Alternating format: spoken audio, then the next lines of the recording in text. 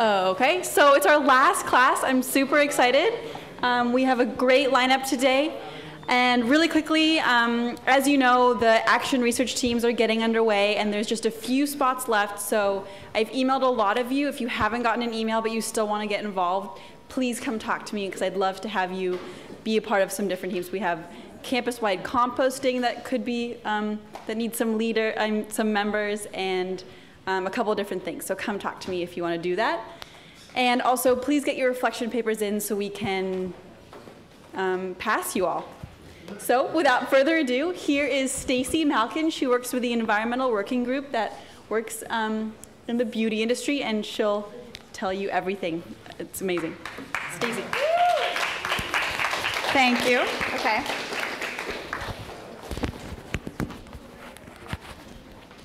Thank you to ISIS and to everyone with the sustainability program. Is that good? Does that work? Yeah? So I love talking to this class. It's my second time here because I think you guys are learning about, thinking about, and talking about the most important topic in the world facing us today. How do we make this economy and everything we do sustainable, given what we're learning and how much we know? So I also have heard that we have some folks here today from a speech class. Is that true? Who here is from a speech class? We have.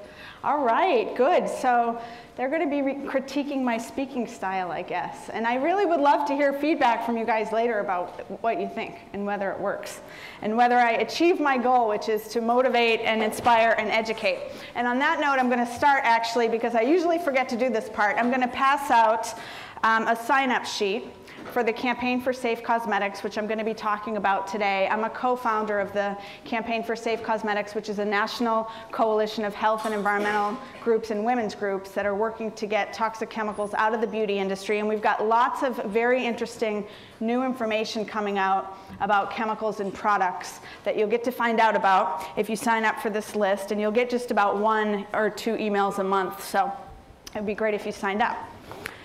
Okay, so I wanted to start out with a question and ask you all, who used personal care products here today? Shampoo, deodorant, lotion, face cream, contact solution, soap. Did anybody not use any products today?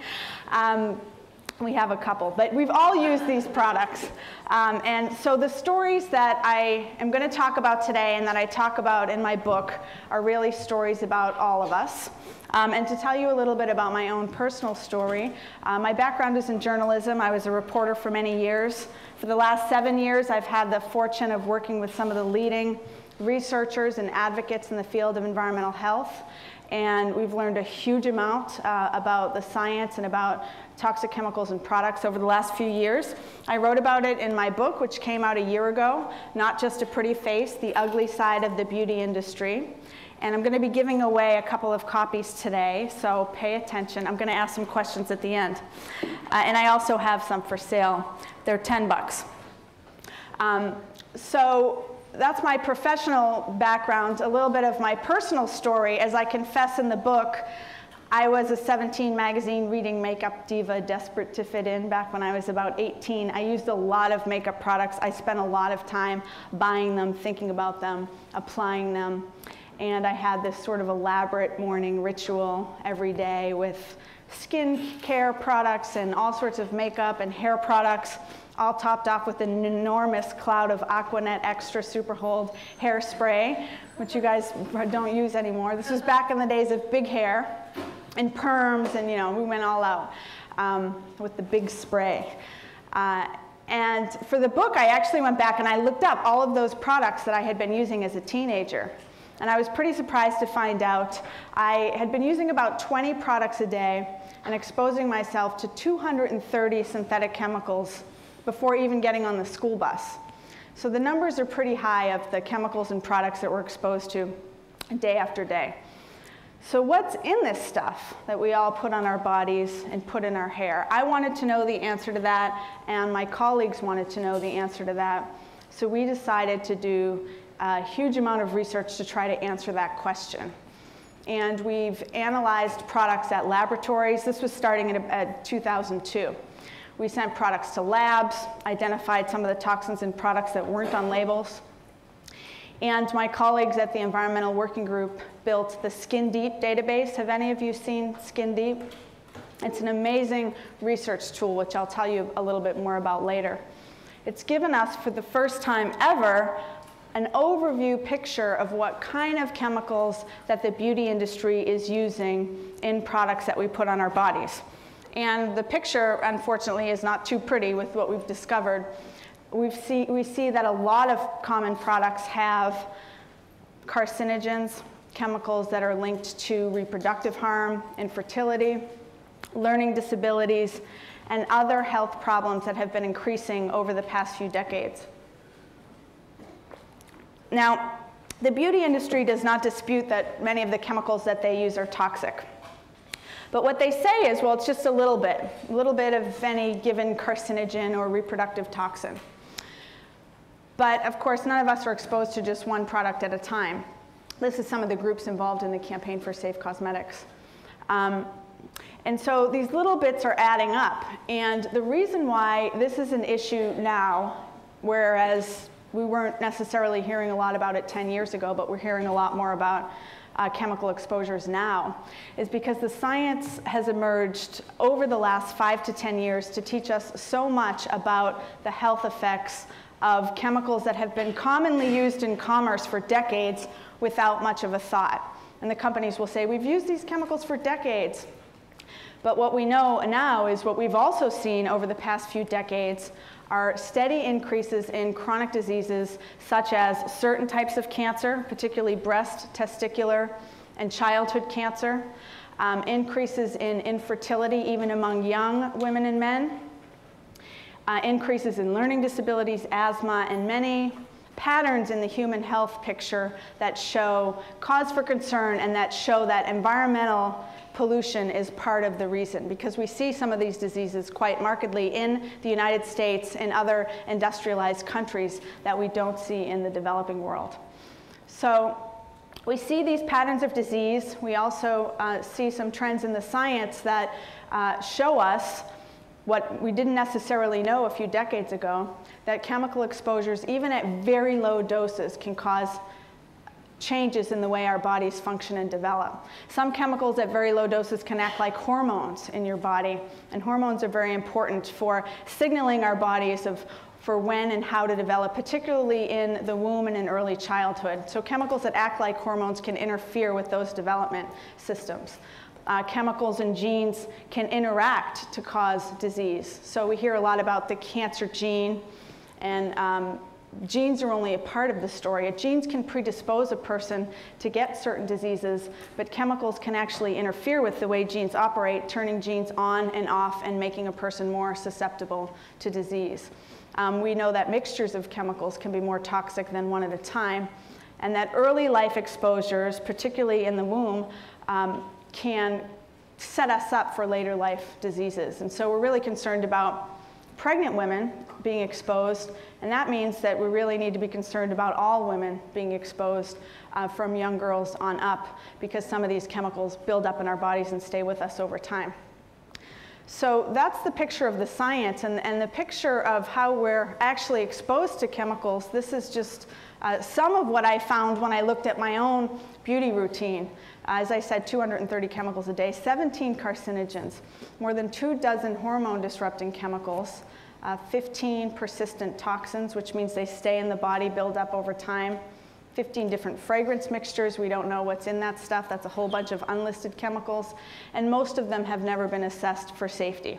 So that's the real world picture of exposure. So when companies say it's just a little bit and we've been using these chemicals for 30 years, they're not looking at these combined exposures. They're not looking at how do products affect children differently, or teenage girls, developing girls, or boys differently than adults. Because basically they don't have to look. Who thinks that the beauty industry is regulated, or the chemical industry? It's very barely, and it is a little bit regulated. You're right, actually.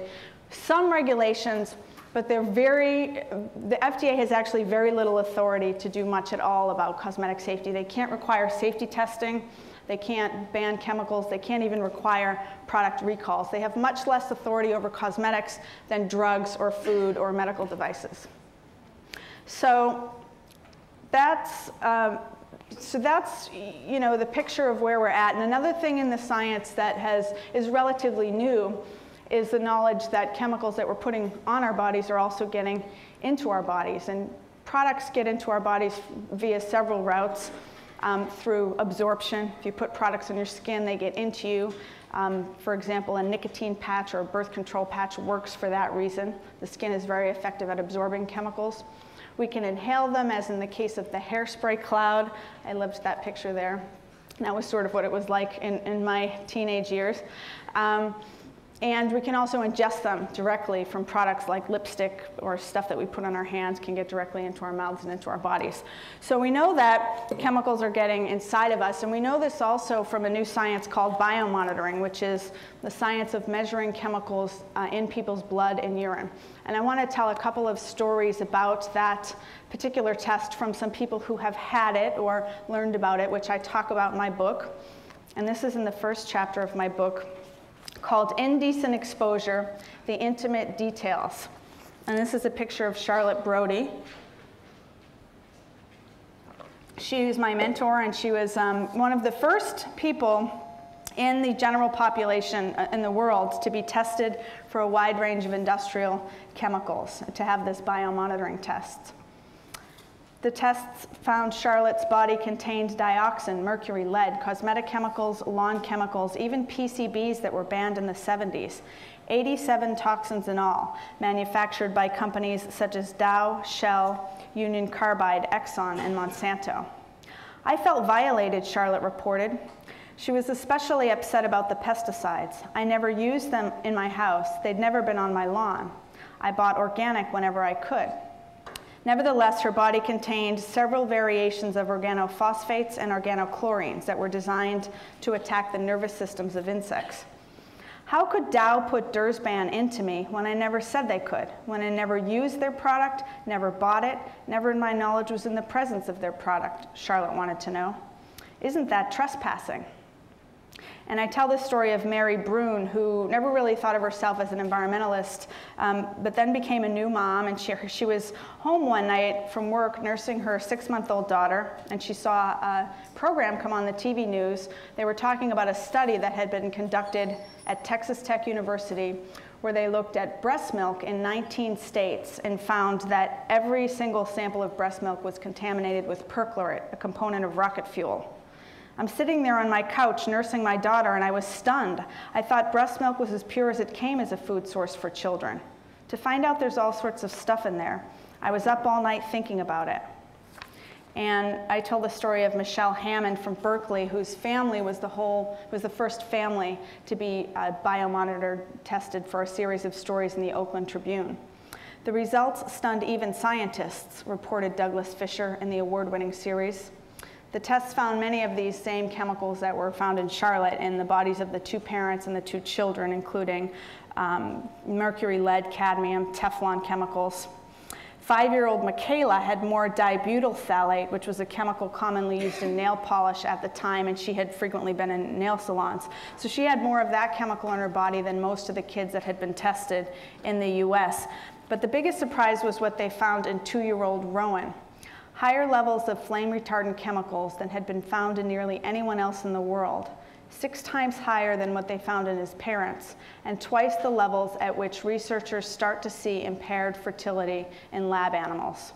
This is a very serious warning of very small children being heavily exposed, said one of the world's leading scientists on flame retardant chemicals.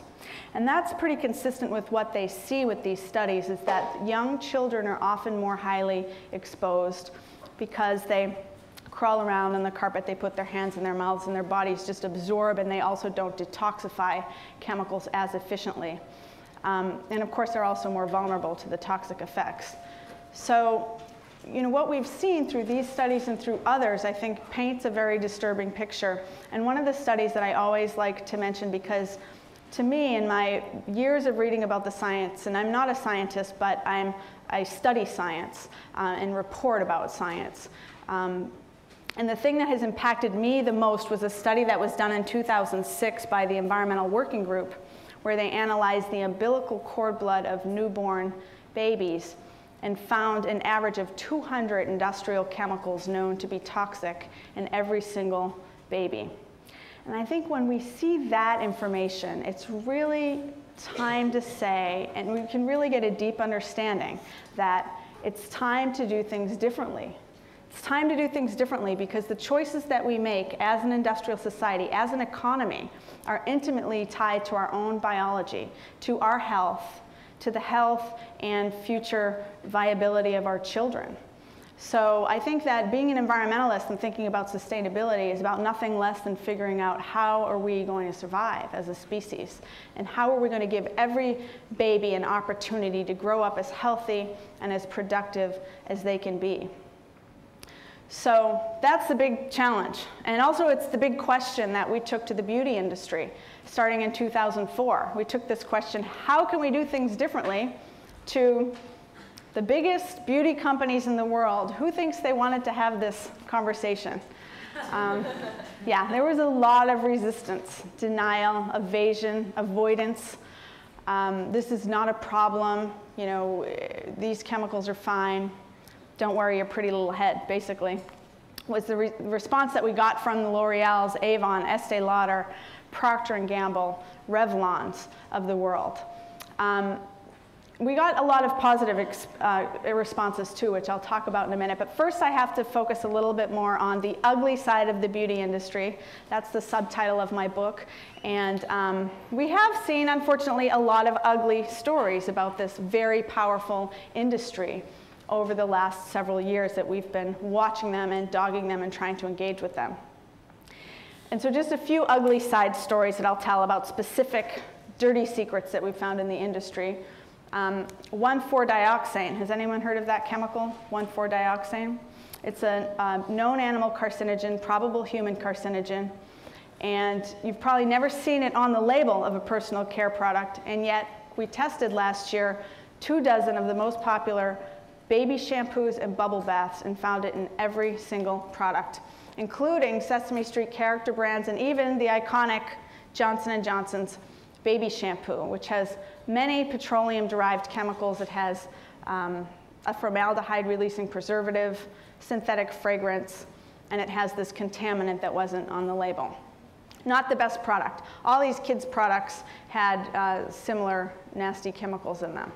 And yet, you know, we soak kids in the tub with this stuff day after day after day, and ourselves as well. You'll also find the same chemical in adult shampoos, body washes, dish soap, a lot of things that are soapy and bubbly that we use every day. We looked at lipstick and we found a nasty chemical. Did anyone hear what we found in lipstick? Lead. This was a year ago. We tested 33 popular brands of lipstick and found that 61% of them contained lead, which is very toxic to the brain. It's again particularly dangerous for children and developing fetuses. And the industry, instead, and L'Oreal was the worst offender by far. Every brand of L'Oreal and Maybelline New York lipstick that we tested had lead in it and among the higher amounts. But rather than apologizing, saying we're going to fix this problem, which at least Mattel did, L'Oreal came out with a statement right here. We stand behind our product because it's in full compliance with FDA regulations. But there are no FDA regulations limiting lead in lipstick, and so that was a pretty meaningless, and I thought pretty insulting statement. Some of the companies also said, well, lead is really only a problem just for children. So, which I thought was very interesting. Of course, kids use lipstick, like this very cute child here. Sometimes they even eat it once, maybe. But I wanted to say to this man, and he's actually the lead spokesman for the beauty industry, John Bailey. I wanted to say, John, where do you think children come from? And some people sort of look blankly when you say that. And so I always say, they come from the bodies of women who are exposed to lead and other toxic chemicals day after day after day, and teenagers who may be not thinking about getting pregnant now, but lead stays in the body and builds up over time. Then the third excuse that the industry used was, well, lead is everywhere, and so who cares if it's also in lipstick? We can't get it out. But we know that's also not true, because 39% of the lipsticks we tested had no lead, including this $1.99 Wet n Wild lead-free. Now, up here on the top left is a $24 tube of Christian Dior Addict, which did have lead. And that tube, you look at $24, the lipstick part of it costs about 15 cents for the companies to make, by the way. So you're really paying a lot in that case for packaging and marketing and hype, and not necessarily the best product, because they're not thinking about how to make it as safe as can be, they're thinking about how to make it as attractive as can be. But with a $1.99 tube of Wet n Wild lead-free, we know it can be done. And so that's what we think that all the companies ought to be doing. We had a bill in front of the California State Legislature last year to ban lead in lipstick. It passed the Senate, but then it was killed in the Assembly Health Committee after the industry just did a huge lobbying blitz. They had 30 executives lined up down the room. They flew in the vice president from Estee Lauder to say, basically, well, lead is everywhere and we can't do it. So they have very low expectations of themselves, and I think we can have higher expectations of them. A couple of other ugly side stories. When we look across the board at products, the most toxic type of products, there are a couple of categories. And one is a pretty insidious product, skin lightening cream, which often contains a chemical called hydroquinone, highly toxic to the skin. It's really pushed very heavily, especially in Asian countries. This is an photo of an ad campaign that runs in China from SK2, which is a brand from Procter & Gamble. And they sell super high-end skin lightening cream, $100 for a little bottle of cream. And as you can see, they market it with very lovely images and use very light-skinned Caucasian-looking models as well. And they're selling a lot of these products across China. And I tell this story in my book, how in 2006 the Chinese government actually tested some of these products and they found banned heavy metals. They do actually ban heavy metals from products in China, and yet they found them in the products. And there were actually riots in the street over this. Women lined up by the hundreds and hundreds and hundreds demanding refunds from these companies. You can see some of the photos here, which you can see these women have they were buying tons of these products at very high cost. And to find out, not only are they not doing what they promised to do, because you can't really lighten skin in any way that's going to last, but some of these chemicals actually can break down melanin in the skin and cause skin damage and make a person very more highly susceptible to skin cancer. So that's what some of these products actually do. And they actually here busted down the door at Procter & Gamble, which I thought was pretty amazing when I found that picture. But it just shows how high the emotions go on some of this stuff and how pissed people get when they find out we're spending a lot of money on this stuff and it's not what we thought that it was. And lastly, the other most toxic category would be anything that changes the shape and color of hair. So hair relaxers and hair dyes also tend to be quite toxic. Some more than others, but across the board, it's really an area where the industry needs to do more innovation work. These are some of the ratings from Skin Deep, the little red circles. 10 means most toxic in the database. And you can see that some kids' products are actually at the top of the list here for the hair relaxing cream. And you see that they're also marketing these products to very young girls, 5 and 6. So, there was an article in the LA Times a few weeks ago talking about how girls are getting their hair dyed much younger these days than they used to. It used to be like 16, 17, now it's like 10 and 11. And so the industry spokesperson in this story was saying, this represents a very lucrative niche market for the beauty industry, which of course it does, but it also represents something else, which is lifelong continued exposures to some very harsh and toxic chemicals that girls are getting exposed to at a time when their bodies are developing. And of course, we're all made to feel like our hair should be straighter, our hair should be lighter, our skin should be lighter, our skin should be darker with spray-on tans, our lips should be plumper, plumper, plumper, plumper. Did everybody get that message? So, just thinking about this industry has so much power over our sense of selves, over the public space, even over our bodies as they continue to expose us to toxic chemicals, even though safer alternatives are available. And so that's the ugly side of the beauty industry. And it can get pretty disturbing too. But there's also a beautiful side to this story, and I think the real side to this story, is that although these companies have a lot of power, the real truth is that we have the power. We have the power because we get to decide which products we put on our bodies, which companies we support with our money, and which products we allow into our homes. And the choices that we make around that stuff really matters, and it is really making a difference in the market. So we have power individually as consumers, but we only have so much power in that realm. Our real power is collectively in groups. Groups of students, our power as groups of citizens, as lobbyists, as whatever way, in whatever way that we can network with each other to leverage our power to change the system in a big way. And we have to change the system in some pretty big ways. I'm going to talk about that in a few minutes. But I wanted to just spend a little bit of time talking about the good side of the story, the beautiful face of the beauty industry, and the actual good news, and some specific types of power that we do have and tools that we have to use. Because as I've said, the science has developed so much in the past few years, so have the tools for activists. And that has been really exciting to see. And just the first type of power I want to talk about is the power of information. And this is the Skin Deep database. If you go to, and everybody can, well, I may not have enough, but we have these handouts here which have the URL, but also you could write it down. It's safecosmetics.org.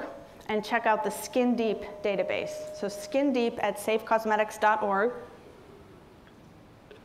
And it's a massive database of the chemicals in beauty products. It was built by the Environmental Working Group by a woman named Jane Houlihan, who wanted to know, hey, what's in this stuff that I'm putting on my kids? And realized there was really no way to find out beyond looking at individual labels. So Jane decided to build the answer. She built this database. There's nothing else like it in the world. It has currently 30,000 products in it, and it matches them up against 50 of the best, most respected government and academic databases of chemical hazards. And then it merges all that info together. And that piece, even just the databases, don't exist anywhere else in the world. You'd think maybe the government would have done it or something like that, but it took an environmental group to do it. So this is actually a very good research tool, even if you just want to look up and find out a lot about chemicals. But you can search for products, you can find out all of the shampoos in the database, and it will list them least toxic to most toxic. So you can see here there are 1,300 different shampoos. And look at the worst one. This is most hazardous to least, the number 9. It's a L'Oreal Kids 2-in-1 shampoo, extra gentle with a burst of fruity apricot, which I just find to be outrageous. It's fun to pick on L'Oreal sometimes. They actually, when we first went to the beauty industry and we had letters that went out to 250 companies, and we said, we want to work with you. You know, we found some really nasty stuff in cosmetics, including chemicals called phthalates, which were banned in Europe in 2003 from cosmetics. So we said, hey, you're taking these chemicals out of your products in Europe. Why don't you take them out of your products in the US? And at first the answer to that was, no, we're not going to do that. You know, we think phthalates are safe, Europeans are crazy, everything's fine, go away.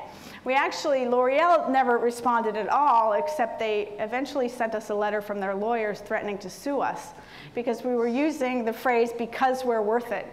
That was our campaign slogan, because we're worth it. L'Oreal has a variation of that trademark in their marketing, which is, aren't you worth it? As in, aren't you worth spending a lot of money on toxic hair dyes and shampoos? So I like to pick on L'Oreal. Okay, but here's the good news. There are a lot of companies on the other end of the scale. These are zeros, and zeros, ones, twos, all the green circles are pretty good. You may not have heard of many of these brands. Sometimes if I do a live demo of Skin Deep, I'll ask people to yell out a certain type of shampoo, and we'll look it up. And it's usually Garnier Fructis. Then I have to figure out how to spell it. Or Clairol Herbal Essence. Those are actually the 2 most popular shampoos in the US. They're also the most heavily advertised shampoos, which is probably why they're the most popular.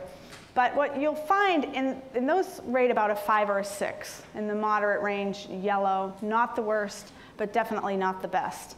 And across the board, the shampoos have the same kinds of chemicals, whether you're buying the cheap drugstore brands or the very expensive high-end brands. It's a lot of the same stuff, with an exception being the natural products industry. So the power of information, I encourage everyone to use it. And if you keep going through the database, you'll find out more than you ever wanted to know about what information exists and doesn't exist about chemical hazards. I also wanted to talk about the power of innovation, the companies that are doing an amazing job figuring out how to get rid of the toxic chemicals and make very great, effective products without them. And there's more and more products coming to market all the time in every single product category, with some work still to be done in the hair dye, hair relaxer category. And nail products can be pretty toxic too, but we've seen some positive progress there. These are many of the companies that did sign our pledge. I said we went out and asked the industry, hey, we want to work with you, we want to engage with you, and we got all those negative responses from the big companies. We also got a very different response from many of the smaller companies in the natural products industry who said, we really want to work with you. We're so glad to see a consumer advocacy group in this industry pushing to raise the bar and helping us to educate consumers about what's really healthy and pure and what's just advertised that way. And also, how can we tackle some of the challenges with product formulations? So this is just a partial list of the 1,000 companies that have signed our list. And there are 1,000, that's a huge number, right? We didn't even know there were that many companies in the industry. Our original letter went out to 250 companies, and we now have 1,000. But it doesn't include any of the big guys that I mentioned earlier, the L'Oreal, Procter & Gamble, Revlon, Unilever, et cetera. So, you know, they've got work to do. But these companies, now the next challenge was, okay, how do we have accountability and transparency here? And of course, within this 1,000 companies, this is only a few pages of our list, there's a huge range of, you know, not so much different from the conventional products to very innovative and cutting edge products. So the next thing on Skin Deep is going to be a way to track and rank companies and show you how they're doing. So that's going to cause some shakeup in the industry. It's going to come out in the next few months. So our goal, though, with that is to continue to get the companies to innovate forward. Figure out how to get rid of the surfactant, how to make products bubbly and lather up just as much as we all like without the 1,4-dioxane. How to make a deep red of lipstick without lead. You know, how to make hair color that's not toxic. So the power of innovation, and then the power of science. Has anyone heard of green chemistry? A few people. Now, it's so interesting that more of us haven't been thinking about and hearing about this, but it's actually very new. This guy here, Paul Anastas on the left, he's actually known as the father of green chemistry. And I saw him a few weeks ago, and I was like, Paul, you are way too young to be the father of green chemistry. He's like 45, and he just started a year and a half ago the green chemistry department at Yale. It's one of the only green chemistry departments in the country. And Yale started a green design program at the same time. And then Paul married the director of the green design program, and then they just had a little green baby. I love that. So, okay, this stuff is happening, but it's pretty new.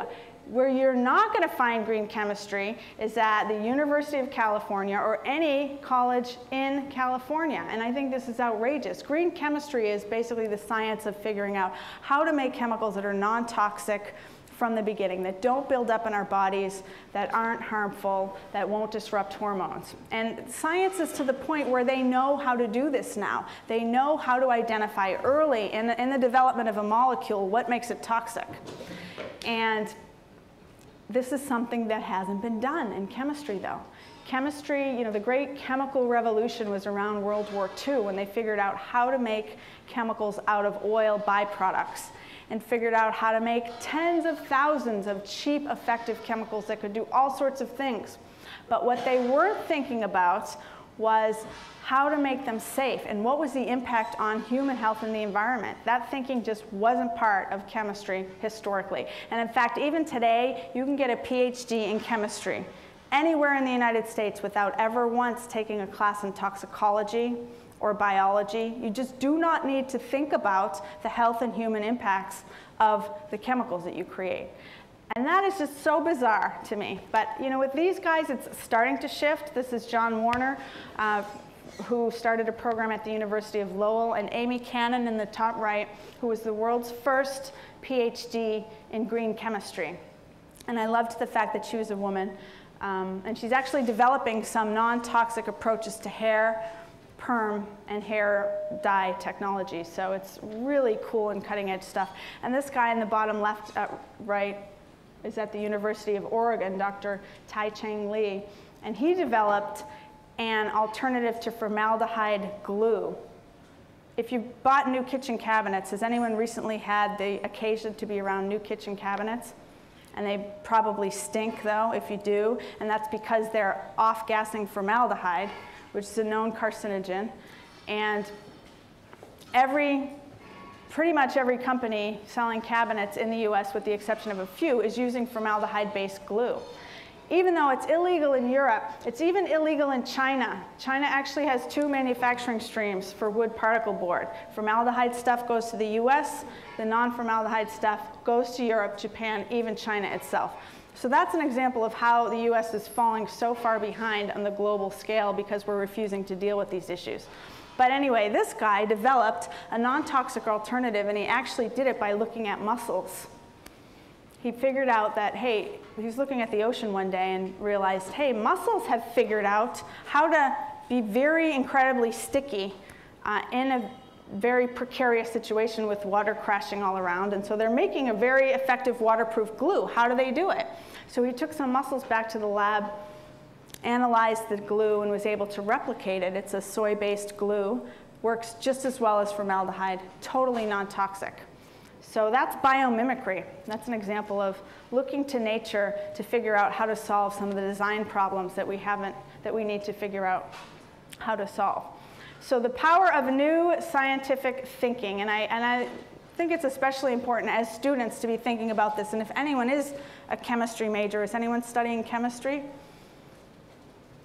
Chemists and sustainability students need to get together, and chemists and environmentalists, and think about some cross-discipline ways where we can share these ideas and start taking things to the next generation of safer, less toxic products. And finally, I wanted to talk about the power of activism, which is a tool. Activism works, and hey, it's fun too. And this was an example of where we had some fun. We targeted a company called OPI. Does anyone know OPI? That nail salon brand. You've seen it in a nail salon, even if you don't recognize the name. And they have some kind of fun colors, like I'm not really a waitress red. And so we did a little riff on OPI. We came up with a character. She was a beauty queen. She was named Mistreatment. So we had a little sash as Mistreatment by OPI, and we went and we did a little demonstration on the Santa Monica Promenade. That's us. And we came up with an ad. This ran in the LA Weekly and Variety, and OPI is actually based in LA, so that's why we focused on this region. And so there's Mistreatment, and we made up our own names for their products, like I can't believe it's a carcinogen, coral, and things like that. And the company there was a lot of media attention, cameras came out, we worked with nail salon collaboratives, and they were getting letters from thousands of women from nail salons. And at first, OPI was among the companies saying, you know, yes, we're taking these chemicals out of Europe, and nail polish contained, in particular, dibutyl phthalate, which was the chemical I mentioned earlier, was found in high levels in the little girl Michaela. It also had formaldehyde and toluene, which is a solvent used to degrease cars. Those 3 chemicals were pretty common in many nail polishes. We called it the toxic trio. So OPI at first said, we're not going to change our formulas, even though we're changing them in Europe. We're not going to do it. Those European products aren't as good. We don't think this is a problem. But after Mistreatment came on the scene, and after the news media started to call them, that was really when things changed. One day, the LA Times called OPI, and the company said, we're already changing all those products. This was about, this took a few months from meeting with the company and them saying no to Yes, we're already changing those products. We're in the process of it. And now, actually, today, they advertise their products as being free of all 3 of those toxic chemicals. So that was a huge victory. It was especially a victory for the women in nail salons who are exposed to chemicals day in and day out. And it was also, like I said, a lot of fun. So the power of activism, and then finally the power of politics, and this is a really important one that I wanted to talk about for a few minutes, and then I'll wrap up here and we'll ask questions. But these are some of the things, you know, as I said, cosmetics are essentially unregulated. We need some new federal regulations that would ban the worst chemicals, that would make companies tell us everything that's in products. You know, I want to know if baby shampoo I'm buying has 1,4-dioxane, or the dish liquid that I'm buying. I want to know if lipstick has lead. Some incentives for green chemistry R&D, so that we get to the point in the day when every single product on the shelves is safe and we don't have to do a research project to figure out what's what. So that's the day we're aiming for. And we have a lot of power, we have a lot of tools to do it, but what is it really going to take to make this happen? What's it really going to take to change the chemical industry and change the way we produce materials in the US? And of course, it's not going to be easy. Has anyone read Thomas Friedman's book, Hot, Flat, and Crowded? Anyone? Nobody. You guys have to read that book. It's really, really good. It's actually about climate change. And Thomas Friedman, he's a New York Times columnist. He's pretty famous. I have definitely not agreed with him on everything. But I'm reading his book, and it actually doesn't include anything about the toxics problem, which I think is a big oversight, because actually the toxics problem is very related to the climate change problem. It comes from the same reasons and the same source, which is the fact that we have been over-reliant on outdated, polluting, fossil fuel-based technologies to be the basis of the way we've done everything, the way we power our society, and also the way we make chemicals and products.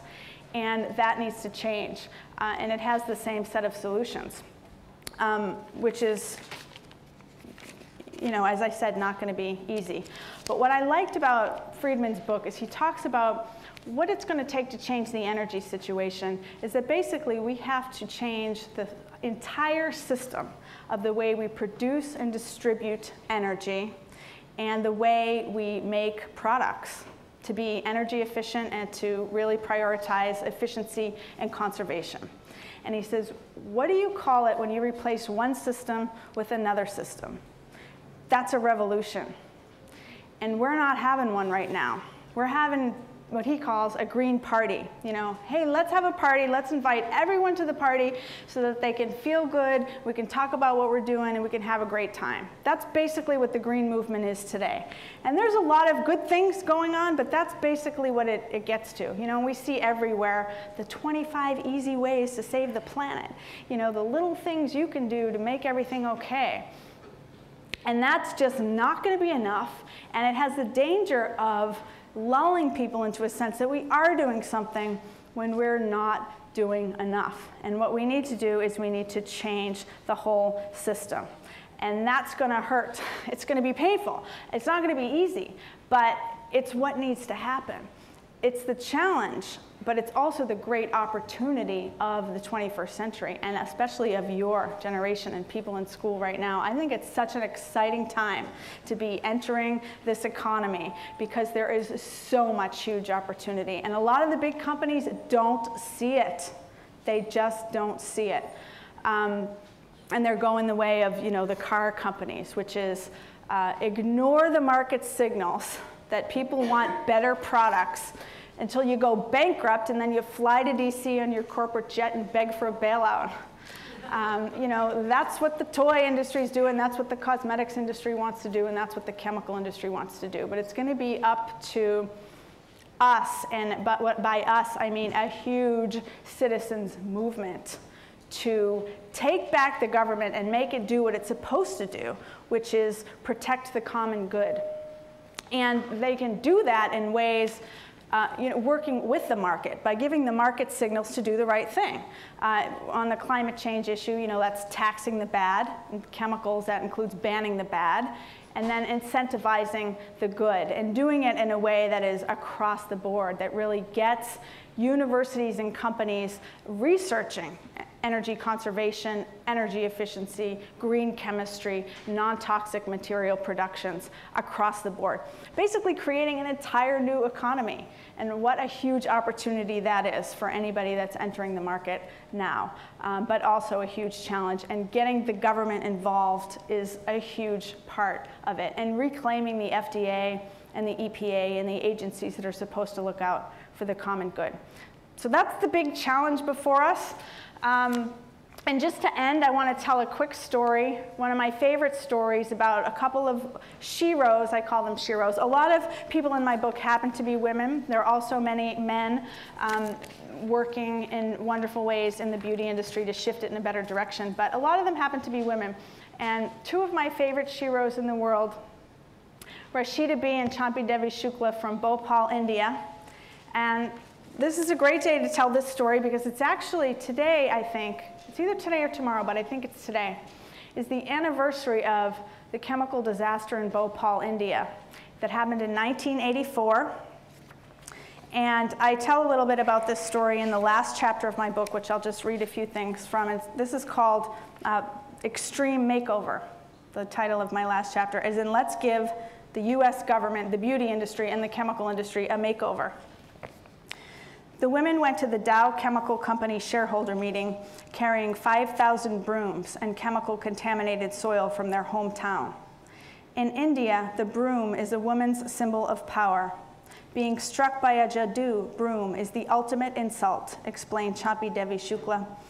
So by delivering jadoos to Dow, we're telling the company to clean up its mess in Bhopal. 2 decades after a chemical plant meltdown sent 27 tons of toxic gas into their sleeping city, the women of Bhopal, India are leading the fight to bring justice to their people and to remind the world about the worst face of the chemical revolution. Mothers everywhere in the world carry chemical poisons in their breasts, said Rashida B. But we are not expendable. We are not flowers offered at the altar of profit and power. We are dancing flames committed to conquering darkness and to challenging those who threaten the planet and the magic and the mystery of life. And women have long been flames at the forefront of the fight for environmental health and justice, from Rachel Carson, who exposed the dangers of pesticides and launched the modern environmental movement with her brave book, Silent Spring, to Lois Gibbs and the families of Love Canal, who put human faces to the someplace else of chemical waste dumps. And to these women of Bhopal and millions of others around the world who are fighting to clean up dangerously contaminated communities. Women have long borne the brunt of pollution and poverty, yet today more women in some areas of the world have more power than ever before. As the primary shoppers, by far the primary shoppers, and the largest block of voters in the United States, women can shift the balance of power and change the face of the future. We are the ones we've been waiting for, as the poet June Jordan said, and as Alice Walker titled her most recent book. It is the best of times, Walker wrote, because we have entered a period, if we can bring ourselves to pay attention, of great clarity as to cause and effect.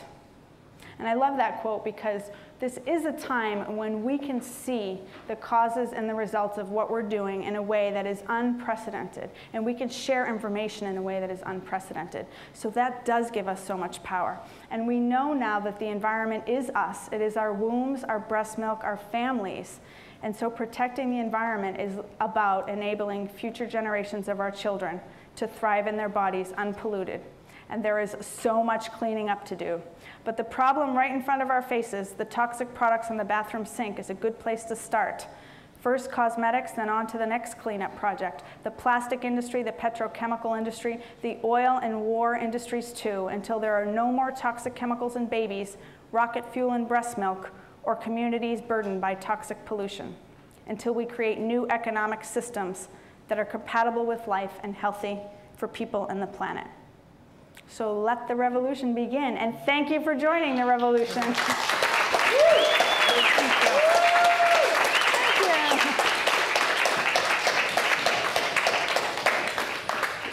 And here's some resources, and I'll take some questions. How much time do we have for questions, Isa? A couple minutes. Okay. 3 or 4 questions. couple minutes. And I also am, before I leave, going to give away a couple of books. So I'll figure out when to do that, now or at the end. I don't know, but You'll stay till the end. I'll stay till the end. I'll do it at the end. Okay, so a couple questions.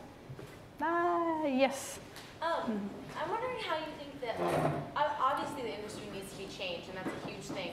But in the immediate future, like, we can definitely look on the website and find, you know, which companies to buy from and stuff. Yeah. But, I mean, what do you think about just, like, using less products in general? Yes, using less. And what I always say when people say, well, what do I do with this information? And you know, part of what you can do is use Skin Deep to look up products, but the best advice overall is that simpler is better, so simplify. Products with fewer chemicals, fewer synthetics, and then fewer products overall, definitely. Things like bubble bath. Air freshener is my favorite product to pick on, something we don't need in the world. Just open the window.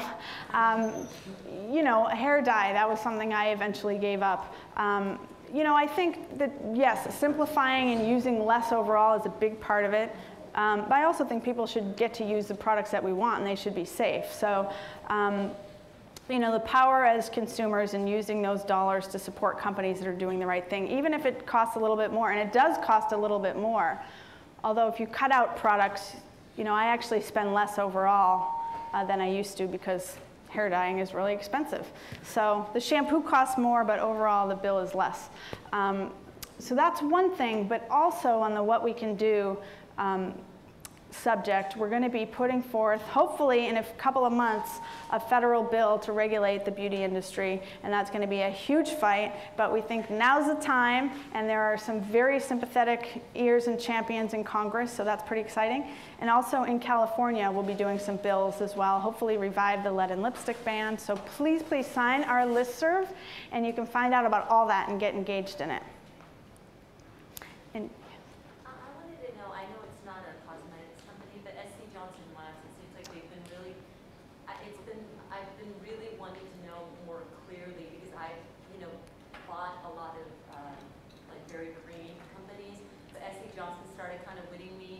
their ads, but I'm not sure what's going on. That's really interesting. SC Johnson, so even if you don't know that name, you know the products because they make Windex and Glade and a lot of the things that are very popular. They actually are a good company. They do a really rigorous analysis of the chemicals that they use, and they do a pretty good job. Although they don't, I'm glad to hear you say that you saw it advertised, because I haven't seen it advertised. And I actually said to one of their top guys, you know, Windex is, first of all, neon blue. So to me that says toxic. I don't buy it. I grew up on Windex, but I don't buy it because I never knew that it was less toxic than some of the other alternatives. Why don't you guys advertise it as that? And his answer was pretty interesting. He said, well, the marketing people tell us that we have 15 seconds to get someone's attention and differentiate our products. And so with Windex, we're going with streak-free. Streak-free matters to people. Non-toxic doesn't matter to people. They're also very nervous about advertising as non-toxic. And I think they bundled their environmental responsibility into the CEO talking, who is, I guess, part of like a Johnson family member. yeah. But he's going on to kind of talk about the company, not specific, like Right. package their entire product line, I think a lot safer.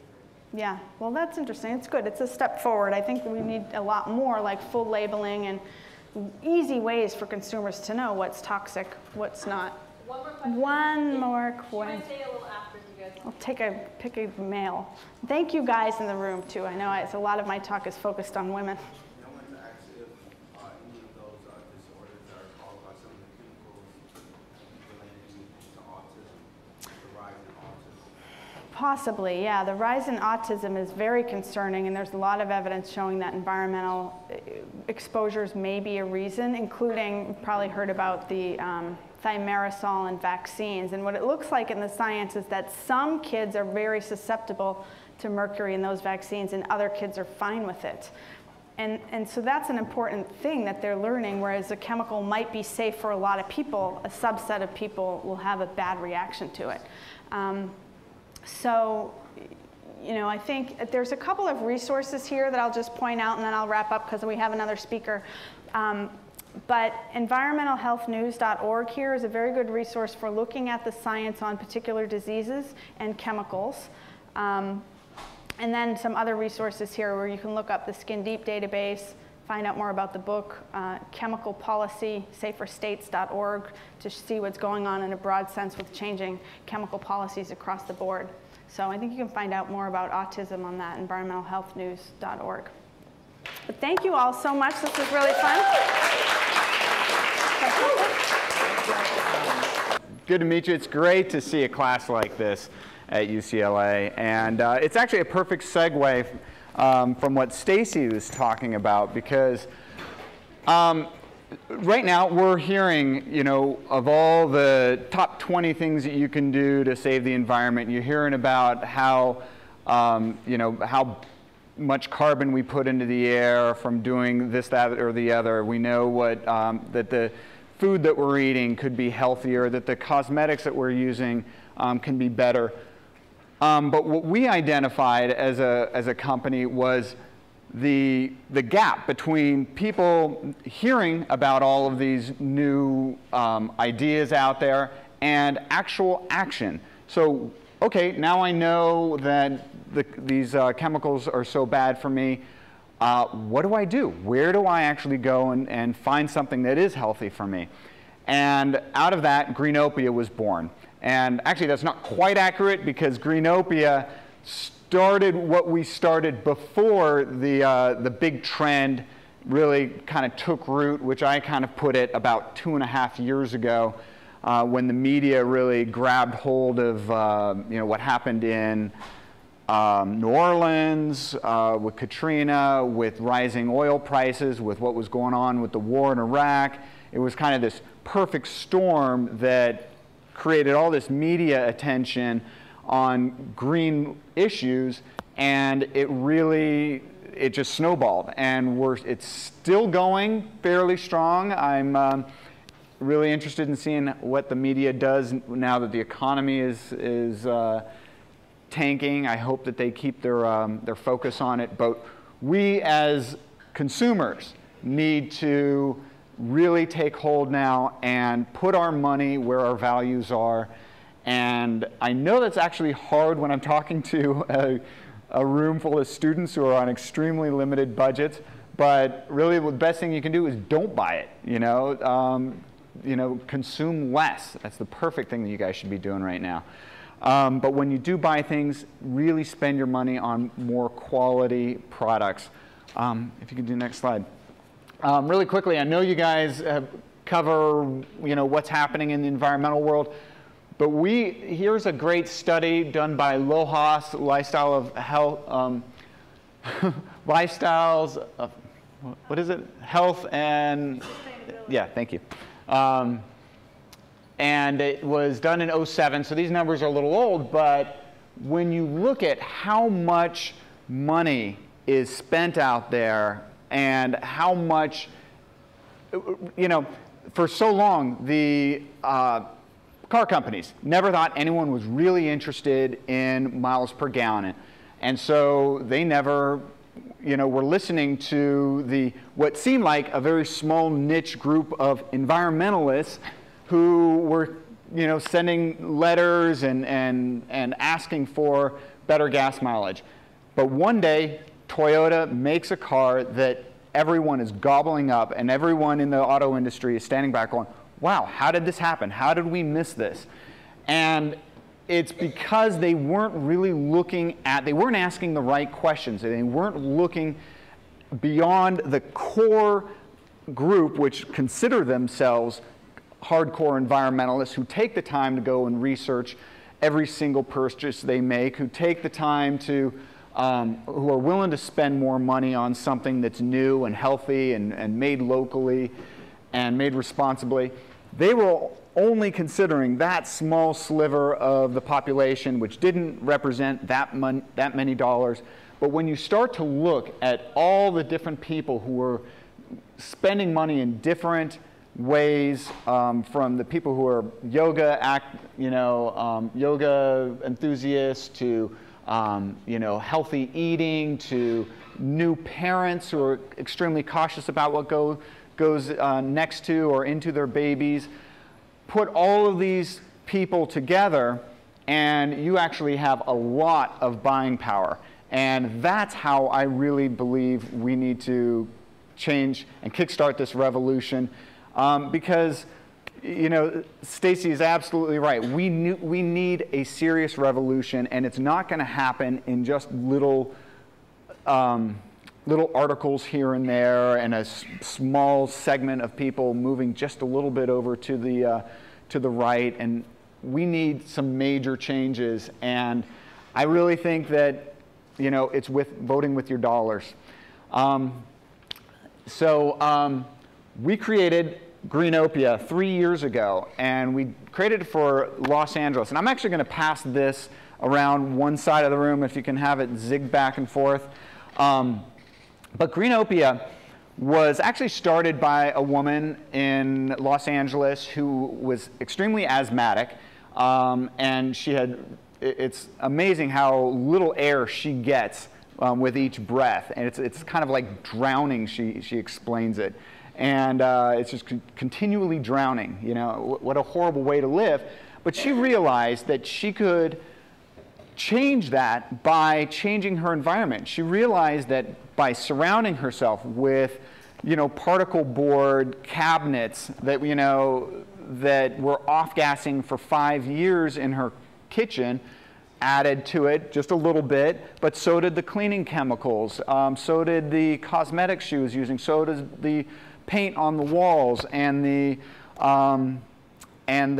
new, you know, carpeting or drapes. You know, they have fire retardants. There are all these things that we surround ourselves with every day that add to this. And she realized, wow, if I build from scratch my home, I could actually hopefully affect my health. And it really did. It really improved. But she had such a time of building this house because it was so hard going out, figuring out who is a green architect, who is someone that knows anything about what went into the paints that go on the walls, or the, you know, the new furniture. Very few people, none of the information was gathered in one place, and so she had to go out and research it all, and it was exhausting for her. And she thought, well, wouldn't it be great to do a guide? And so a few years later, her name is Gabe Brown. Her and I met at a dinner party, and at the time I was teaching a sustainable living workshop, which is somewhat similar to this class. We taught residents in Santa Monica a 6-week workshop that looked at how to change your life in every kind of area, from conserving water, conserving energy, reducing your waste, getting chemicals out of your life, replacing them with healthier alternatives, driving less, and eating better. So we went about figuring out, well, what do people use on a daily basis? And we came up with about 52 different categories of businesses. And we said, well, let's put together a team. We'll create a criteria that each business in each category has to meet to be chosen for the guide. And we train this team to go out into every single street in Los Angeles, down literally from Thousand Oaks down to San Pedro, from Malibu and Santa Monica all the way out to downtown, up to Pasadena, the Valley. So think about every single street, every single business on every single street. We had to, for 6 months, we had people going in and acting as secret shoppers, just going in, figuring out, are these guys offering anything that's, you know, that we consider to be green? And pretty much our criteria, in a general sense, is 25% of whatever a business is doing has to be eco-friendly. So if we're talking about a nail salon, 25% of the nail polish on the shelves have to be, you know, toluene-free, formaldehyde-free. You know, they have to have, you know, nail polish removers that are healthy. For a coffee shop, at least 25% of the coffee had to be fair trade, organic, The milk had to be organic. So we have all sorts of different categories, and I'll go through that in a minute. But you know, our mission is really to create a consumer's guide, or is to guide consumers in making informed choices for leading a greener life. We really just want to help people figure this out, because we realize most people don't have the time, and they're not going to take the time to make the changes that need to be made. But if someone helps them out, like us, we do the research for them. You know, pick up a guide, go to the website. Whenever you need anything, it's right there. We've done the research for you. Spend your money wisely. And so, like I said, we do the research independently. If a business makes it into the guide, it's not because they paid for it. They have to meet our criteria. No one is allowed to pay to be in the guide, and there's no advertising in the guide as well. So it's all really clean, easy to read, easy to navigate. So what we want to do is to really expand to about 20 different major cities. Actually, we want to do 20 different physical guides, but we're already in about 35 different cities online. So we've actually started to expand this online. We're in currently San Francisco Bay Area, New York City, Los Angeles. We're on our second edition in LA, in fact, which is kind of cool because the first edition came out 2 years ago, and it only had 800 listings. Out of maybe 60,000 businesses that we researched, you know, 800 businesses met our criteria. That's pretty pathetic. And so, you know, that's really telling. But what was also interesting, the second edition that was researched a year and a half later, came out 2 years later, we doubled the size of the book. So that's really the upside of where things are going. So many people are realizing they have to get on board, and so many smart entrepreneurs are saying, you know what, we can't wait for government to, you know, say we have to do this. People want this. People need this. I'm going to start a company where I see, you know, an opportunity. And actually, I think as students, you guys are in such a great position. I mean, being here in this class, being interested in all of this, there's such an opportunity, like with Stacy's discussion about green chemistry. You know, it's a year and a half old, the program, is that right? Or, you know, yeah. It's, that's new, you know, and you guys, if there are any chemists, you know, or any science majors in the room, there's an opportunity for you. This is going to, you know, be really hot when you get out of school. But no matter what your interest is, there's an opportunity to reinvent every single thing we do in our society. And that means there's just a massive opportunity to invigorate our economy with all sorts of new businesses.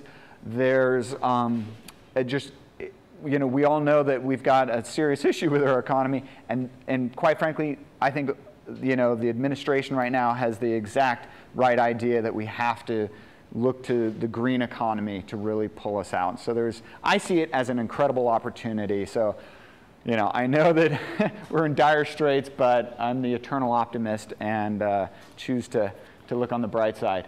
We also have a website that I'll talk a little bit about later, but the website, the books are sold, and that's how we actually generate our revenue.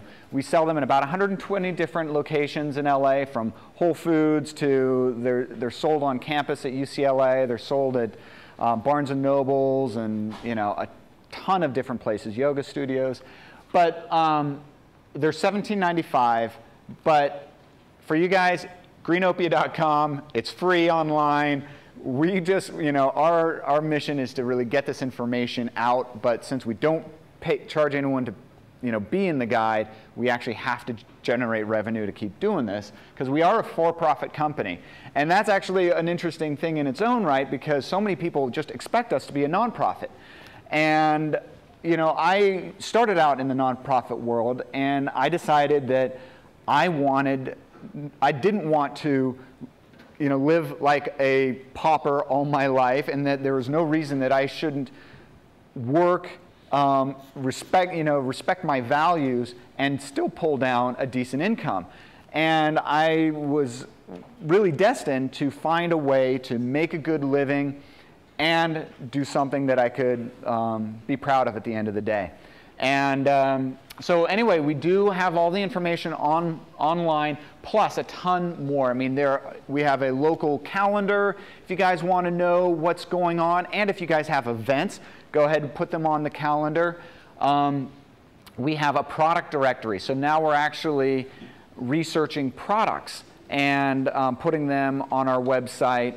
So, we think that it's really important that people know where to find the products, but people are also interested in just like, what are the other green products that are out there? And so we've been researching them and putting them into a directory. Right now, yahoo.com is using a bunch of our recommendations for their gift guide, which is a really cool partnership, and a lot of other websites are starting to look to us to kind of repurpose our information that we're creating and help guide people to a greener lifestyle.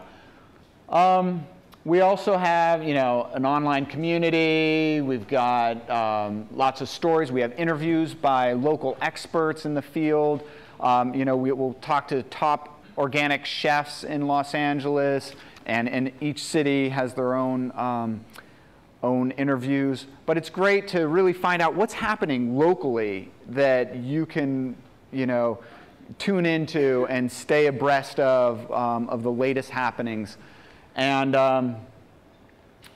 we also encourage people to go online and give your own feedback. Hey, if we only rate, say, a restaurant on how organic the food is, or is the fish line caught and sustainably procured, is the beef free range and hormone free. We don't talk about how good the food tastes or how good the service is. That's for you guys to add. So we encourage you to go online and add whatever you have there. And then next, if you could. So here are the different categories, and I really wanted to show you the 52 different categories, because I think what happens is so many people, they go to Trader Joe's or Whole Foods, they go to the farmer's market, they pretty much can get all their organic produce, healthy meats, cleaning products, cosmetics, toilet paper that's made from recycled content, and then they buy a bunch of CFLs, put those in, and drive a Prius, and they figure, well, I'm pretty much done. What else can I possibly really do but, maybe bring my own water bottle or something. And all those are fantastic steps, but there's so many more places that we spend our money and that we can make a difference. And so I'll just run through some of these. Beauty and body, we cover beauty stores, we cover hair and nail salons, day spas, fabric and yarn stores, places to buy baby products, gifts, toys, party supplies, clothing, of course. Banking and finance, we tell you where you can find a financial planner who will help you invest your money in social responsible investments, or what banks there are that you might want to consider putting your money into, because they invest in, instead of coal projects, they're investing in small hydroelectric plants, things like that. Communications, if you've got a cell phone or long distance company, where's your money going? I use a company called Working Assets, where they give back to the environment. They're not the only one. There are about 5 different companies you could be every month giving $100 to that is actually going to do something pretty good with it. Dry cleaners, hopefully you guys have covered that. Dry cleaning uses PERC, pretty toxic. There are alternatives out there, but only a few of those alternatives are actually all that good. Most businesses, dry cleaners, are switching to hydrocarbon cleaning, which is not nearly as good as what they could be doing, which is wet cleaning or CO2 cleaning. Hydrocarbon or silicone solvent, which most dry cleaners are switching to, and you guys might be seeing these signs around town saying, you know, organic dry cleaning or environmentally friendly dry cleaning. Unfortunately, most of those are still using a chemical that's derived from the oil processing industry, and it hasn't been tested. There are certain tests that are showing that there are some major issues with it, but it's so new. They really haven't tested it on humans, and we think that there are better choices, and we're trying to lead people to those better choices. Pest control. Termites are a major issue in California, and where can you get your house covered or not covered and dealt with in a healthy way? But where do you find office and paper equipment? Burial service. We're all going to have to deal with it. There are healthier ways. It's really, once again, you were talking about formaldehyde. Well, typically every person who dies gets doused in some pretty nasty chemicals, mostly formaldehyde, put in a box that's either metal or shellacked wood, and then put into a cement lined ditch, and the body doesn't have an opportunity to even break down and give its nutrients back to the soil. And when it does, it's passing through all sorts of cement, off gases. There's so many issues with that, and none of that is actually needed. But the industry is just it's a moneymaker for them, and so they're really not changing very quickly. But there are options. Cleaning services. If you're going to have your home cleaned, why not call someone who's going to use non-toxic cleaners? I talked about telecommunications. I got that in there twice. But food, obviously coffee shops and restaurants, dessert shops, catering, services, grocery stores and grocery delivery.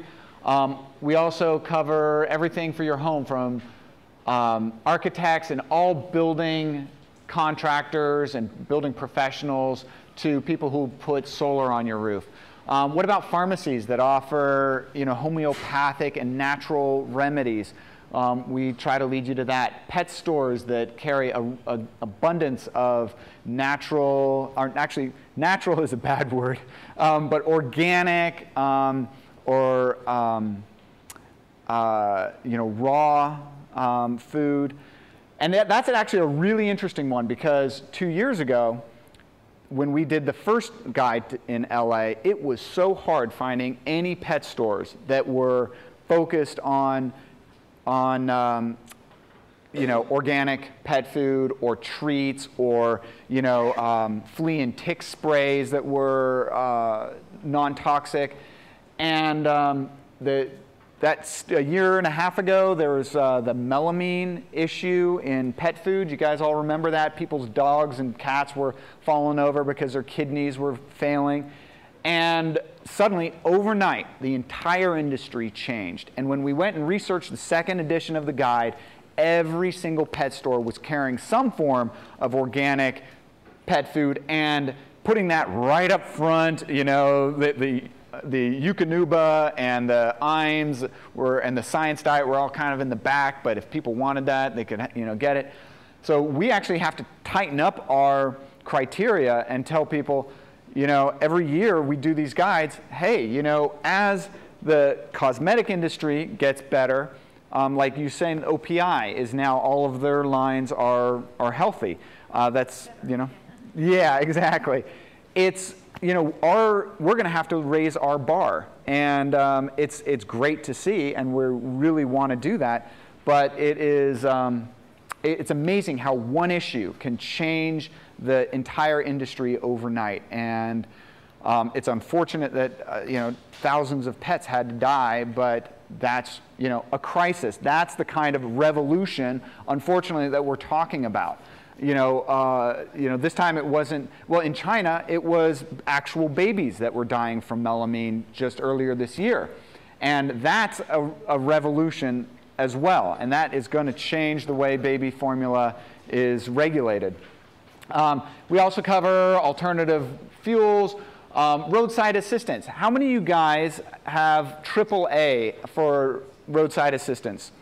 I used to love them, but I found out that they lobby heavily against public transportation projects, higher fuel economy standards, and global warming initiatives. And once I found that out, it drove me crazy, and I was looking for an alternative, and I found a company. They're called Better World Club. I've had them for 5 years. They're fantastic. They give me the exact same service AAA does. But they don't just not lobby against environmental initiatives, but they support bike riding. They send you letters every month telling you what the issues are about the environment. It's like, if I'm going to give, it's like $60 a year, why not give it to a company that's actually, reflecting your values? We also cover hotels, travel agencies, and if you can hit the next slide. Actually, I had condensed it all into one. So in short, those are all the businesses that we cover. We also cover environmental organizations and environmental education. So if you guys want to know where to, if you want to do a graduate degree, you can find out who to do it with, or if you want to just volunteer with environmental organizations, we list about 150 local Los Angeles environmental organizations. So I've kind of covered all of this. We also have a team of experts in the field who act as an advisory council. So every city has their own advisory council. So we turn to the top organic chef in Los Angeles to have her look through a list of restaurants that we have come up with and have her help us to make sure that we haven't missed anyone, that no one has kind of slipped through the cracks, that no one is receiving a higher or lower rating than they should. And by the way, we see those leaves, we do have a leaf rating system. So if you meet our minimum criteria, you get 1 leaf. If you meet 50% of our criteria, 2 leaves, 75% is 3, and 4 leaves is 90% or more. So it further helps the reader know how green is this business I'm looking at. And like I said, we have about 52 different categories of businesses. Next slide. And yeah, so really Greenopia was produced because of the disconnect between the public's good intentions, and I really believe we all have good intentions. We do want to spend our money with companies that are good. We just don't have any time to really research these things.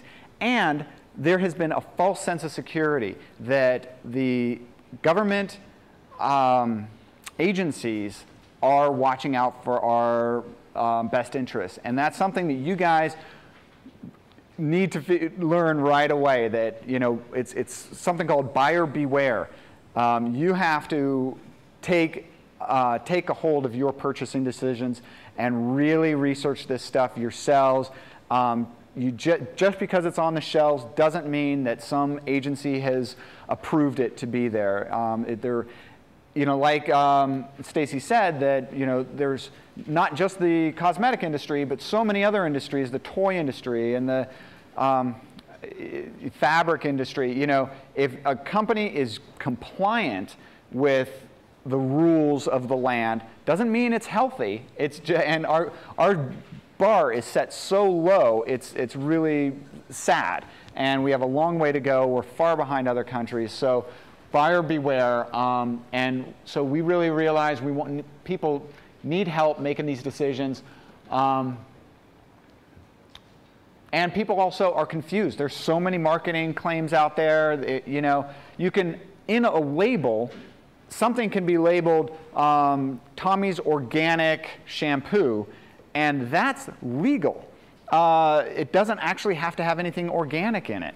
But you know, to say has organic ingredients, then it actually has to have it. But if it's in the name of the product, it actually doesn't. And it's really amazing how, you know, confused people are out there. Even if you knew you were going to, you know, make an effort to go out and buy the right stuff, most people don't even know what to ask, you know. So we're really trying to fill that niche. And if you can just go to one of the last slides. Oh, OK. Yeah, this will be my last. Actually, go back one. So this is just what we're saying. These are a couple quotes from, one is from Clorox, actually, and the other one is from McKinsey Quarterly. And they're both really saying the same thing, which is, you know, I'll just read it. Recently, through a market segmentation exercise, Clorox identified a slice of the consumer market dubbed chemical-avoiding naturalists. Consumers who wanted greener cleaners but felt the incumbent products didn't work well, came from brands that they didn't know or trust, were too expensive, and weren't always available where they shopped.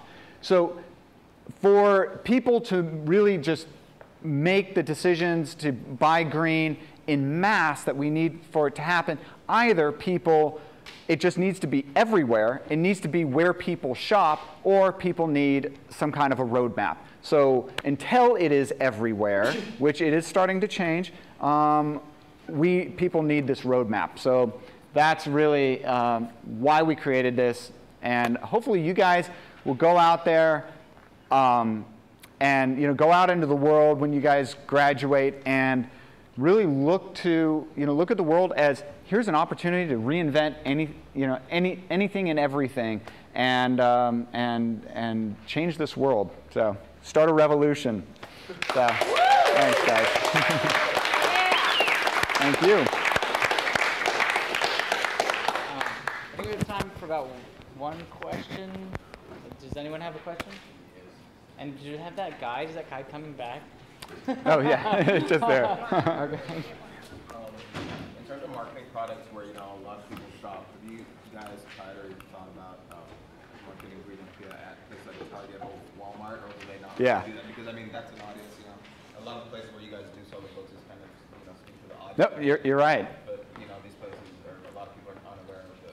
Great question. He's asking, well, you know, have you thought about trying to sell the books where the majority of people shop, like Walmart, Target, Bonds, Ralph's? And yes, we have. The problem is when a business isn't in the guide, they're hesitant to carry it. But actually, Macy's is carrying the guide. You know, they don't have 25%, so they're not in the guide. But yes, people are actually seeing it now, and we're able to kind of finagle our way in there because they don't really see us as that much of a threat, and they're more willing to carry us. So yeah, more places like Barney's, and so hopefully, yeah, that is the crux of the issue. Yeah, it's getting to where people shop. So thank you guys. Yeah.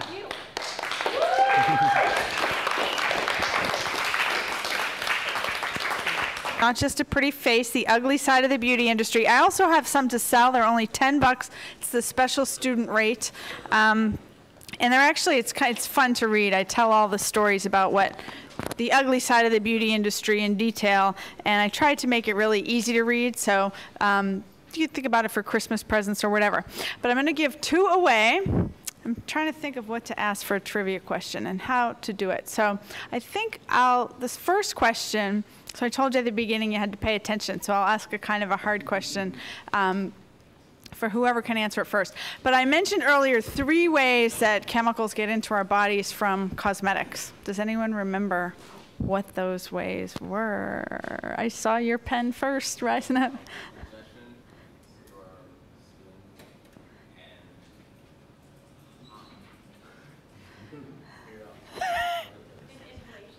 Yes, and then there was a third. No, you're right. Ingestion, absorption, inhalation. Okay. I'm going to give them both. You 2 are the winners. That was easy. A joint answer there. That was good. And also I have some free brochures, so check those out. And if anyone has any questions for either of us, we'd be happy to answer them too. Yeah, go ahead. In terms of there being a shift, do you think there needs to be a shift in terms of like perception of what it is to be beautiful? Because I mean, there's a lot of Yeah, thank you. He said there's a lot of beautiful people in this class and they don't all wear makeup. Yes. So does there need to be a shift in perception of what beauty is? And absolutely. I mean, absolutely. There was a book written about 15 years ago by Naomi Wolf called The Beauty Myth, where she really talked about the intense pressure on especially women to look and be a certain way. And that's a way that society has of keeping women down, of keeping the population in control, in a way, was her argument. It's an excellent book, if you ever have a chance to read it. But in that book, she predicted, you know, as women get more power, this is probably going to get worse. And I think that has so come true when you see, and I talk in my book a little bit about how much images are manipulated that we see in the media, the airbrushing. I mean, we all know about airbrushing, right? But I actually watched a movie where they show how guys do it, and it is amazing. They go over these pictures 30 and 40 times. They change a woman's skin tone, the shape of her body, take off pounds.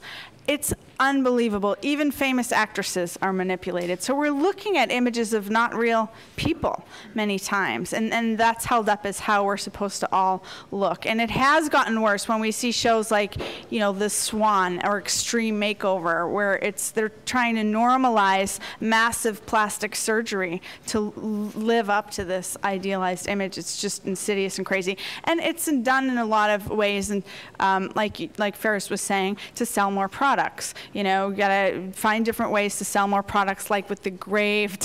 I am never gonna forget that image now of the green funerals. I mean, that's so important, but yeah, so they can make a lot of money selling us as embalmed bodies in tombs and concrete-lined graves. It's the same thing. Sell people more beauty products by convincing us we're not good enough as we are. So, but thank you for asking that. So while you guys are filling that out, can you guys hear me? Yeah. Before we leave, we just all wanted to say thank you for coming every week, and we wanted to reflect a little bit. So I personally would like to say that reading all of your response papers really inspired me. All of you guys had a lot of great things to say. Some of you were already so passionate, and then some of you didn't quite know what you wanted to do, and it sounded like a lot of you found that through this class, and that makes me really happy. And I hope that for all of you, at least once during this quarter, you know, you got that chill down your spine where something some speaker said really affected you. Whether it's you're going to be a mother one day and you don't want your babies having chemicals in them when they're born, or whether it's the food you eat. Because to me, sustainability, I mean, it is our lives. And for people not to be passionate about it, I mean, it's the air we breathe, it's what we eat, it's the stuff we put on our body, it's the clothes we buy, it's everything. So I hope that all of you kind of find maybe one of those things that you can incorporate that more into your lives. And for those of you that already do that, I applaud you. And I hope you guys have a great winter break, and thank you so much.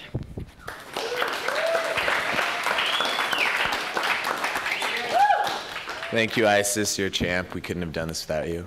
I just wanted to reflect a little bit on this class and just kind of my whole experience in more or less my transformation towards going green. I think we hear, okay, so this class is the Education for Sustainable Living program. Now, what does that mean? That means that we're trying to learn how to live a sustainable lifestyle. Now, one of the problems with trying to live a sustainable lifestyle, in my opinion, is sustaining the lifestyle that we currently live. Now, the lifestyle that most of us, or maybe even all of us, currently live is not sustainable. We wouldn't be able to do it forever, you know? At a certain point, it would collapse. And so my biggest battle, I think, is trying to move towards a sustainable lifestyle while still sustaining the lifestyle that I've grown up with and that I'm accustomed to. So I think the problem is with a lot of people that close off their mind to the environmental movement, they feel that, you know, they have to become like a vegan overnight, which I wouldn't recommend doing. I know someone who did that, and it's been a big stress on his life. But anyways, I just kind of want to tell you about a couple things that have kind of turned me towards actually living more sustainably. It started with this class, really. I took this class last spring, and there were some speakers that really hit me that made me realize, you know, some of the issues that are out there. You know, I watched a couple of movies, you know, The 11th Hour being one of them, and you get that kind of like wow effect, like, whoa, like this is what is actually happening in our world. And I think the biggest thing was this summer when I read The Omnivore's Dilemma. And this book talks a lot about the problems with our food industry, and I highly recommend that you guys read it at some point. But more or less, the main message of that book is really what set me on this path towards actually changing my lifestyle. And what Michael Pollan says is, don't become a vegan overnight, but just be conscious of what you're eating. And I think this kind of ties into our speakers today. I think what Stacy and Ferris are going at is that they want to be a resource to help us make the right decision.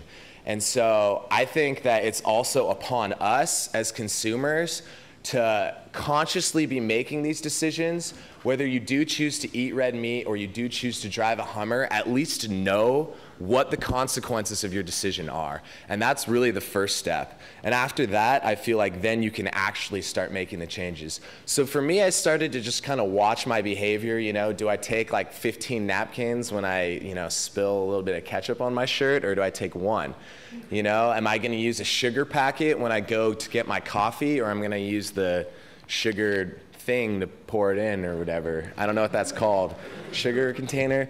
You know what I mean? And so I started thinking about some different things that I did in my life. And, granted, I'm far from being sustainable. I still eat fast food. I still drive a car and things like that. But I remember one time I went to the dining halls last year, and a friend of mine noticed I took like 7 plates.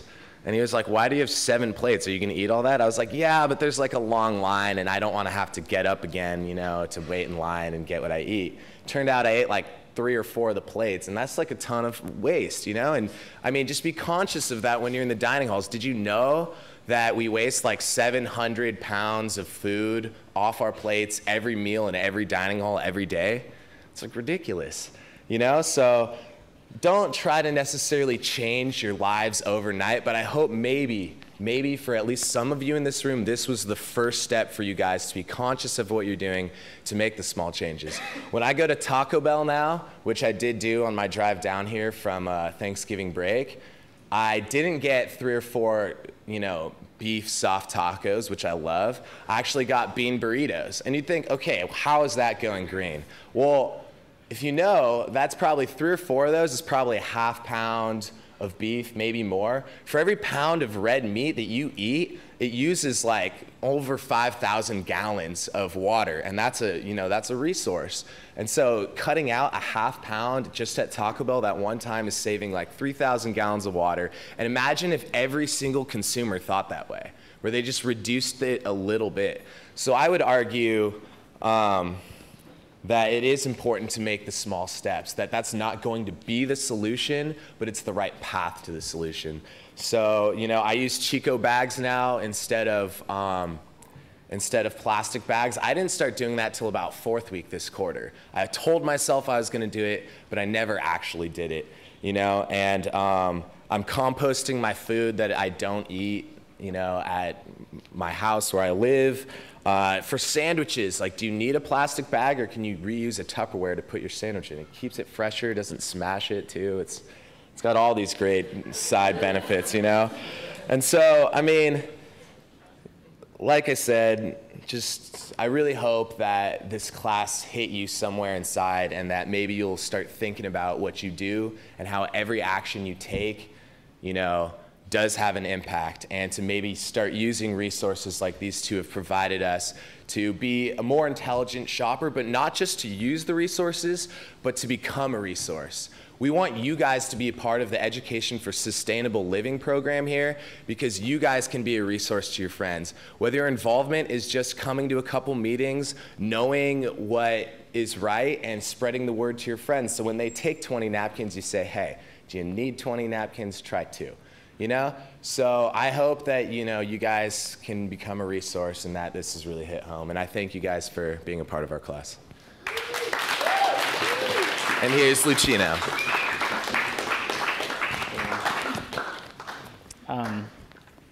First, I want to remind everybody that, in case they don't know, the film series is actually going to be going on all year long.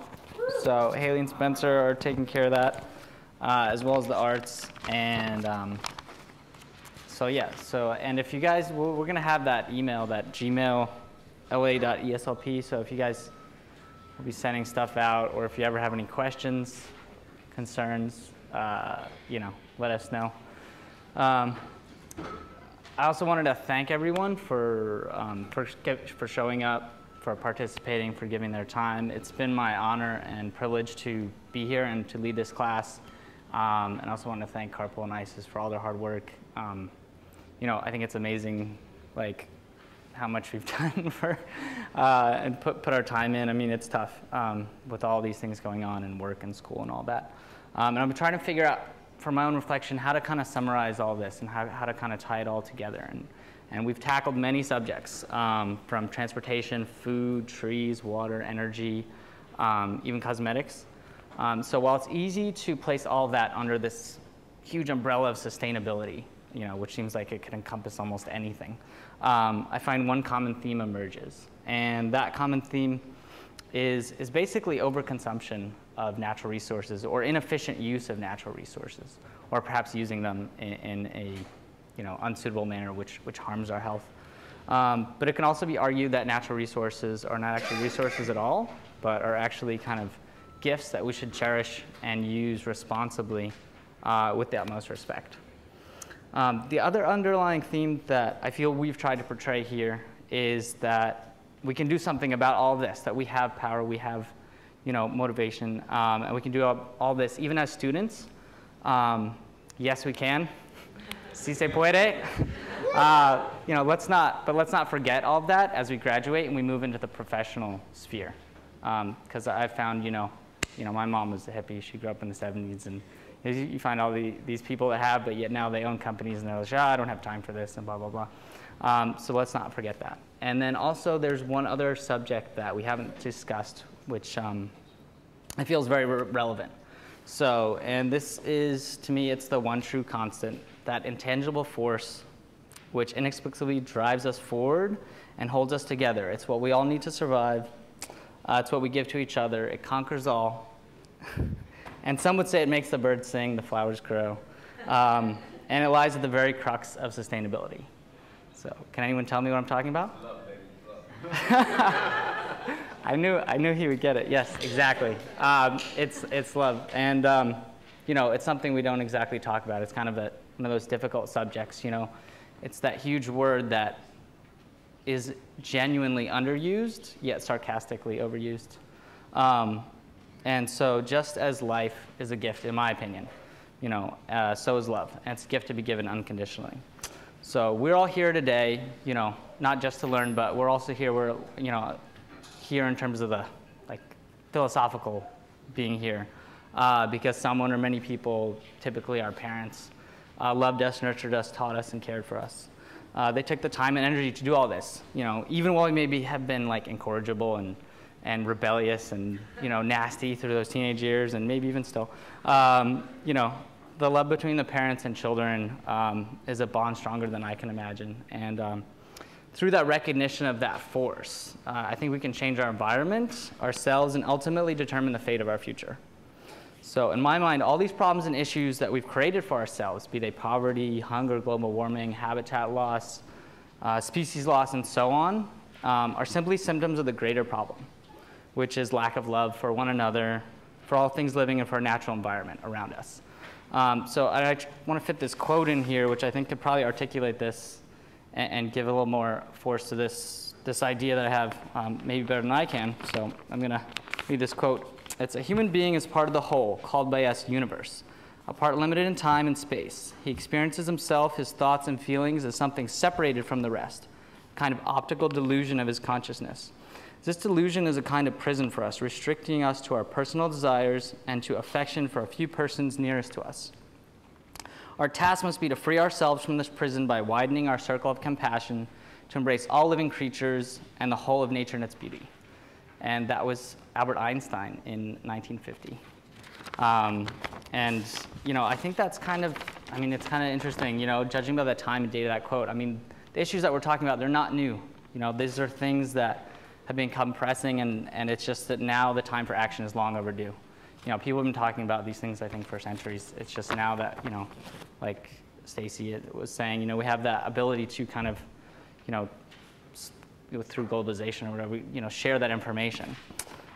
So the other thing that kind of ties in here, I feel at the crux of this issue, and I see we're running out of time, so I'll try to hurry up. The crux of this issue that I think is important to address is why we're here. And I'm speaking of that age-old philosophical question, which undoubtedly all of us have pondered at some time or another throughout our lives. At least I hope we have. This could be many reasons, but quite simply, in my opinion, we're here because we're here. So because we're alive. So our purpose here is to live, right? That's kind of simple to me. And right now, in my opinion, we don't seem to be doing a very good job of that. Unfortunately. If living means more people are alive today, yeah, okay. However, if living means we've extended our lifetimes, sure, yeah, we've done that. We lived to 80, 90. But if living means that we're threatening the natural environment which we live in, that species are dying, and that in doing so, nearly 1 billion people are suffering from hunger and insecurity, then we're doing a terrible job. So, I think we're all complicit. I think we're all responsible, for the issues that we have here. And perhaps some more than others, yet we don't have time for judgment and blame, in my opinion. We cannot expect someone else to clean up our mess, and especially not the government. We kind of have to, take hold ourselves. We need everyone at the table, young and old, rich and poor, conservative, liberal, pessimist, optimist, black and white, religious and atheist, so on. Lastly, I think it comes down to who you are and what you want to be. And for that is the world around you, which you have the ability to create. So, when I think about me, I have a customizable ringtone on my phone. I've got designer jeans. I've got a shirt passed down to me by my dad, which is a custom tailored shirt. I have a snazzy MP3 player and a funky backpack with all kinds of stuff on it. But is that who I am? Is that really who I am? No. So basically, no, what I am is like what's in here, and especially what's in here. And so, what's in here is everyone in this room. It's everyone at UCLA. It's everyone in the whole world, and the plants and the animals, and life itself, basically. So it's love, and that's what's important to me. That's why I'm here. That's what's brought me here. That's what drives me. And what I think drives life itself. If we can all get in touch with that, then I believe our great challenges and insurmountable problems become nothing more than a small bump in the road. I wish you all the best, and may you have a long, healthy, and loving life. Okay?